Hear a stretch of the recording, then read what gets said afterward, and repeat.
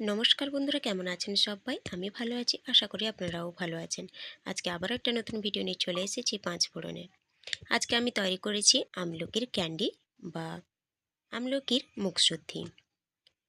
কিভাবে বানালাম সেটাই আপনাদের সঙ্গে শেয়ার করব।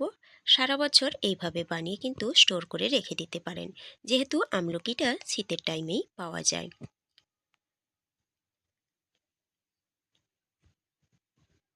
তাহলে চলুন কেমন স্টোর করে রাখা যায় সেটাই আপনাদের সঙ্গে শেয়ার করব। ভালো লাগলে পুরো ভিডিওটা দেখে নেবেন। তো দেখো, এখানে আমি 1 কেজি আমলকি নিয়ে নিয়েছি। আমলকি কিন্তু এই শীতের টাইমেই আমলকি পাওয়া যায় বাজারে। আমলকি খাওয়া কিন্তু শরীরের পক্ষে খুবই উপকারিতা। অনেক গুণ আছে এই আমলকির।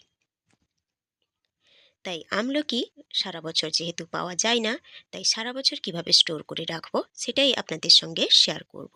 তো দেখো, প্রথমে আমি আমলকিগুলোকে ধুয়ে নেব।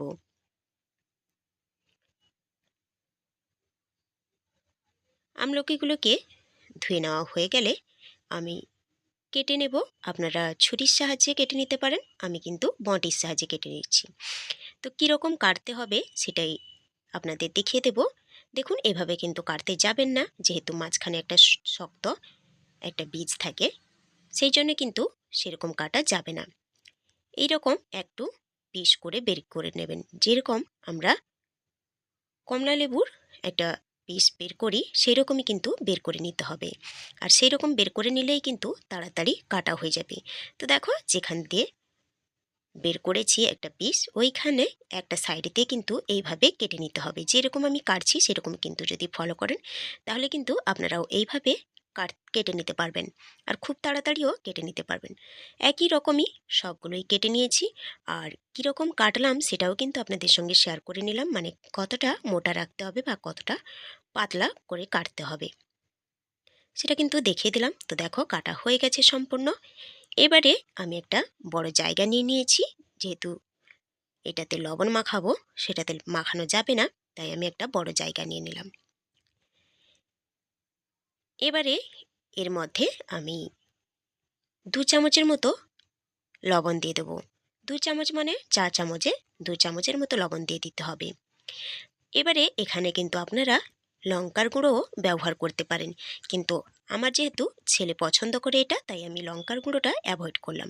কিন্তু আপনারা যদি ঝাল ঝাল একটু পছন্দ করেন, সেক্ষেত্রে কিন্তু একটু লঙ্কার গুঁড়ো ইউজ করতে পারেন। তো দেখো, ভালো করে কিন্তু আমি মাখিয়ে নিচ্ছি।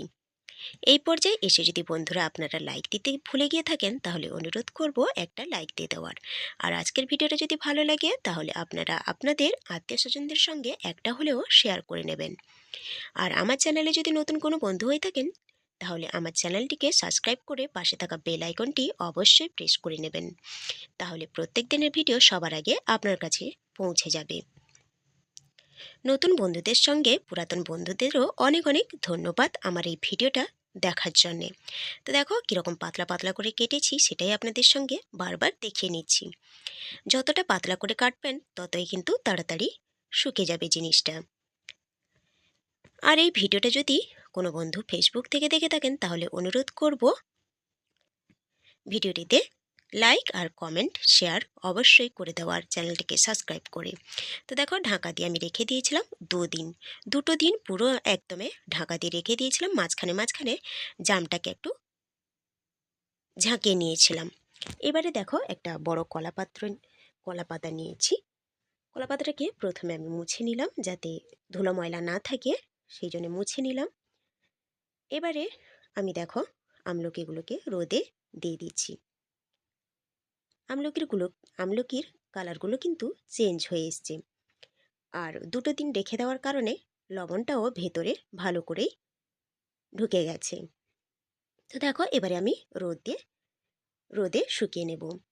3টে মতন রোদ লেগেছে। যেরকম রোদের তাপমাত্রা থাকবে সেরকম কিন্তু রোদের তাপমাত্রা যদি ভালো থাকে, তাহলে 2টো রোদেই শুকিয়ে যাবে জিনিসটা। আর রোদ যদি হালকা থাকে, তাহলে কিন্তু সেক্ষেত্রে 3টে থেকে 4টা পর্যন্ত রোদ লাগতে পারে। একদমে ভালো করে আমি শুকিয়ে নিয়ে ফিরে আসব। বন্ধুরা, আমলকি কিন্তু যত ভালো করে শুকাবেন তত দিন কিন্তু রাখতে পারবেন।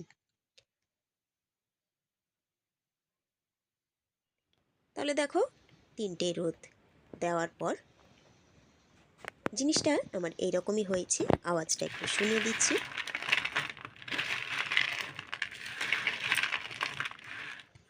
অকালে চুল পড়ে যাওয়া বা পেকে যাওয়া বা চোখের প্রবলেমের থেকে কিন্তু আমলকি খুবই শরীরে প্রয়োজন।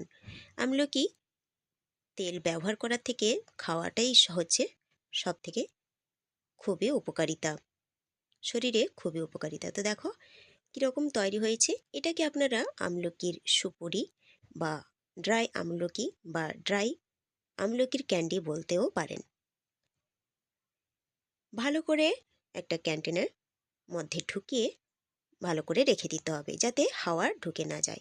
হাওয়া ঢুকলে কিন্তু নরম হয়ে যাবে। তো কেমন লাগলো আজকের ভিডিওটা অবশ্যই কমেন্ট করে জানাবেন। ভালো লাগলে লাইক শেয়ার করে দেবেন। সুস্থ থাকবেন, ভালো থাকবেন।